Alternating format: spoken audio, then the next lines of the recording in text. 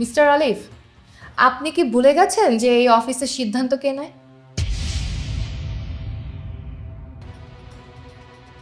না ম্যাডাম, আমি ভুলিনি।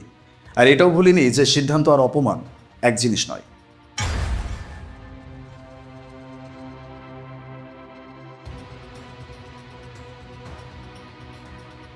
অপমান? Interesting choice of word. আপনি তো বরাবরই অতিরিক্ত সংবেদনশীল। Exactly ma'am. সংবেদনশীল না হলে কিন্তু সীমারেখা বোঝা যায় না।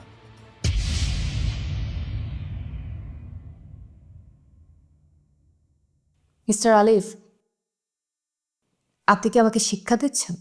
একদমই না ম্যাডাম, আমি শুধুমাত্র নিজের সম্মান রক্ষা করছি। ম্যাডাম,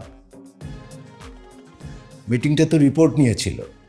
এক্সকিউজ মি, রিপোর্ট পড়ে আগে ডিসাইড করি যে এই অফিস চলবে কার ডিসিশনে। মিস্টার আলিফ, আপনি কি জানেন যে আপনার ওই চাকরি কতটা ফ্রাজেল, যে কোনো মুহূর্তে শেষ হয়ে যেতে পারে? জি ম্যাডাম, জানি। ঠিক যেমন আমাদের এই প্রতিষ্ঠানের সুনাম। কি বলতে চান আপনি? আমি শুধু এটাই বলতে চাই ম্যাডাম, ক্ষমতা যখন ব্যক্তিগত খেয়াল মেটানোর হাতিয়ার হয় তখন সেটার এন্টি করা দরকার হয়। মিস্টার আলিফ, আপনি কি আমাকে ট্রেড দিচ্ছেন? না ম্যাডাম, আমি শুধু নিয়ম মানছি। এই অফিসের প্রতিটি ইন্টারাকশন সবসময় লিখিত হয়, সময় সহ। ইনাফ! আপনি অনেক চালাক হয়ে উঠেছেন, তাই না? না ম্যাডাম, চালাক হইনি। শুধুমাত্র এটা শিখেছি যে সবসময় চুপ থাকলে নিজের সম্মান রক্ষা হয় না। আপনি কি ভাবছেন আমি একা? একদমই না ম্যাডাম, আপনি যে একা নন সেটা আমি খুব ভালো করে জানি।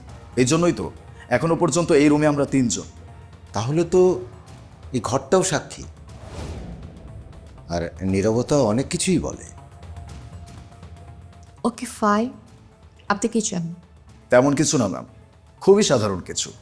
পেশাদার আচরণ, স্পষ্ট সীমা আর সম্মান, যা পদ দিয়ে নয় মানুষ দিয়ে তৈরি হয়।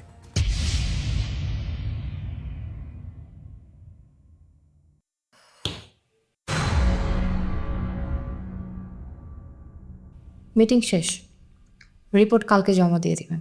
নিশ্চয়ই ম্যাম, আজকের তারিখটাও আমি নোট করে রাখছি। চলো, আসসালামু আলাইকুম।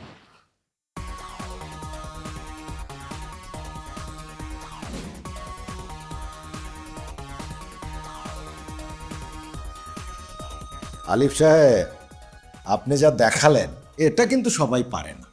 পারে, যদি সেই মানুষটা নিজের সম্মানের থেকে চাকরিকে খুব বড় করে না দেখে। নিজের সম্মানকে বিকিয়ে বাঁচাও যায় না, চাকরিও করা যায় না। তবে আজকে একটা জিনিস হয়ে গেল, একেবারে লাইন টানা হয়ে গেল। চলো।